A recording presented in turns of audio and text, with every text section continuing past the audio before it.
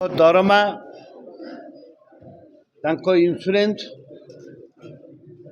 ମୁଖ୍ୟତଃ ତିନୋଟି ଦାବି ତାଙ୍କର ରହିଛି। ମୁଖ୍ୟ ଅନେକ ଦାବି ରହିଛି। ଉତ୍କଳ ସାମ୍ବାଦିକ ମହାସଂଘର ଅନେକ ଦାବି ରହିଛି। ତା ଭିତରେ ମୁଖ୍ୟ ହେଉଛି ତିନୋଟି। ମୁଁ ତାଙ୍କୁ ଆଶ୍ୟୁରାନ୍ସ ଦେଇଛି, ମୁଁ ଆଶ୍ୟୁରାନ୍ସ ଦେଇଥିଲି ବିଧାନସଭାର ସମସ୍ତ ବିଧାୟକମାନଙ୍କୁ ଅନୁରୋଧ କରିଥିଲି। ଆସନ୍ତା ଦିନେ ବି ମଧ୍ୟ ଅନୁରୋଧ କରିବି, ବିଧାନସଭାରେ ସମସ୍ତେ ଉଠେଇବେ, ସରକାରଙ୍କ ପାଖରେ ପ୍ରେସର କରିବେ ତାଙ୍କ ତିନୋଟି ଦାବି ପାଇଁ। ମୁଖ୍ୟତଃ ଦରମା, ଇନ୍ସୁରାନ୍ସ, ବାପା ମାଆଙ୍କ ଇନ୍ସୁରାନ୍ସ ଏବଂ ଯେଉଁ 5 ଲକ୍ଷ ଟଙ୍କା ଅଛି ତାକୁ 10 ଲକ୍ଷ କରିବା ପାଇଁ, ଜଣେ ମରିଗଲେ 3 ଲକ୍ଷ ଟଙ୍କା ଅଛି ତାକୁ 10 ଲକ୍ଷ ଟଙ୍କା କରିବା ପାଇଁ, 4ଟି କଥା ରହିଛି।